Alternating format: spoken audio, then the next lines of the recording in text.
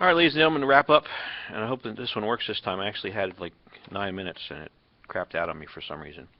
So we just went over the measures of crime, patterns of crime. How do we see what's going on in our society? Very important as far as how we get the information. How do we know what's going on? Two basic measures of crime, two serious measures of crime that we use in this country: the UCR and the NCVS. You should know about them and the different characteristics. What do they count? How do they define the crimes? Because that makes a big difference. UCR and the NCVS define crimes differently. Some of them. They count different things. Make sure that you're well aware of how that works. Also be aware that there are also going to be some changes or differences or discrepancies between the counting systems and the state statutes. So you may have a police department that's not reporting crimes that should be reported because the statute says otherwise. I gave you an example. One of those, when I was working in Mount Laurel in the 80s, one of the things that we had a lot of were people breaking into cars and stealing small amounts of property, whether it be a phone, change, computer somebody left behind, whatever. And this was quite common. As you could see through the definition in the UCR, when you break into a motor vehicle, it's considered a burglary when you enter a vehicle and steal something. Well, we never counted those as burglaries, and whether it's because the statute at the time did not include those as burglaries, or something else was going on, and we've heard over the years of commanders in certain police departments or districts in Philadelphia, New York, or wherever, purposely lowballing the crime numbers so that they would look better. That's also possible. But I think it was practicality that if we counted every single one of the thefts from motor vehicles that we had in our town as burglaries, our burglary rate would be ludicrously high, because we had a serious problem where people would come into town, and I used to call it Alibaba and the 40 Thieves. They'd go into an apartment complex at night, they'd break into 20, 30 cars, and then whoever was the day shift would be the one probably to find it, or as people came out to go to work, they'd be calling in, hey, my car got broken into, and it would be a nightmare.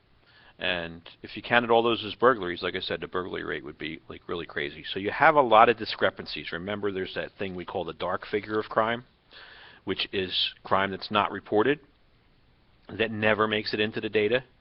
The NCVS tries to make up for that because they're calling households and they're talking to people 12 and older about crimes that they've been involved in, or I should say victims of.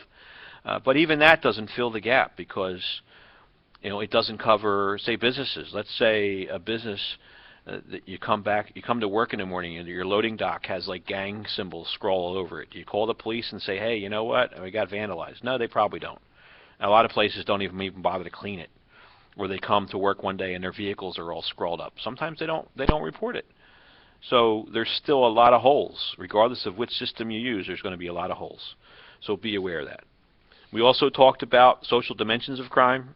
The slide lists like 6 of them. We're going to look specifically later on into just 4 of those: age, race, gender, and social class. Your course project for this course, the main course project that comes with the class, asks you to look at one of those factors. You could look at age, you could look at race, gender, social class, and try to figure out by research, scholarly research, using scholarly articles that you'll find through the ITT Tech virtual library about the study of crime. You also have, I'm going to expose you next week to a whole lot of interesting things with regard to periodicals that are created by some of the criminological associations that I belong to. So you'll see how these articles are written, and some of them you may be able to use for your research as well, because I have a whole lot of them available. You just got to find the article that fits what you want to do. Do you want to study why there are so many African American males incarcerated in our society? Is it because that African Americans commit more crimes? Is it because African Americans live in social situations that lead to them committing more crimes? Or is it because the whole criminal justice system is racist and is going after African Americans? Well, you may have an opinion, but your opinion is not part of the research. All right, you may, in your introduction to your project, say, you know what, I believe it's this, But I'm going to conduct the research, and maybe in your research you find out something totally different than you believe. And I know some of you are highly opinionated with regard to a few of these issues, without having looked at the data, maybe your personal experience in your neighborhoods growing up. And as I said earlier, I'm really thrilled with the response I've gotten in the discussion groups so far. You know, but you have to expand. If we're studying crime and criminology, you need to go beyond what you are used to, beyond what you see in the news, beyond what you see in your personal experience in neighborhoods. Not to say that some of your comments aren't extremely insightful, and some of them are right on in some respects. But I want you to go beyond that and see what's out there as far as the research. What are the academics telling us? What are they finding through looking at the data that we're talking about today, as far as who's really committing the crimes and why are those people committing the crimes? And I will suggest, as I did in the first video, that there isn't one thing. There isn't one thing that you can say it's just because of the social structure in the community. It's just because of the environment. And in our discussion group, we've already seen that, where one person says it's all about the environment, but then at the same time, that person grew up in the same environment and they came out as a good guy. So how does that work?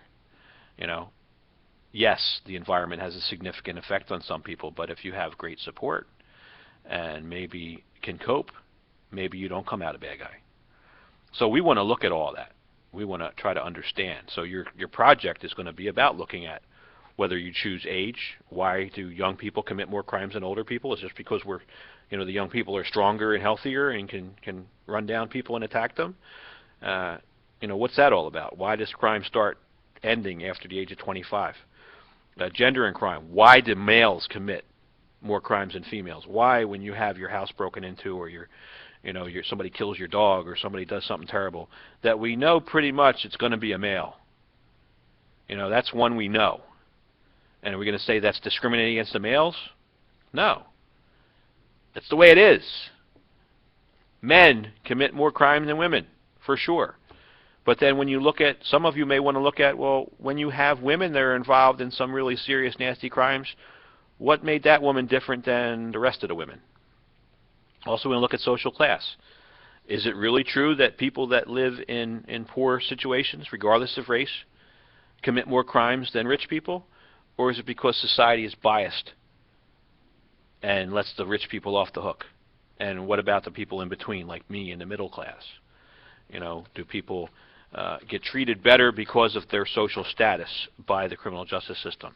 So those are things you want to look at.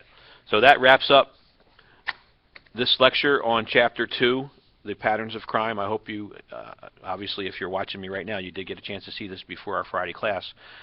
Like I said, usually when I do this class, I try to get the first 2 chapters out of the way the first week, because there's so many more things to do going forward.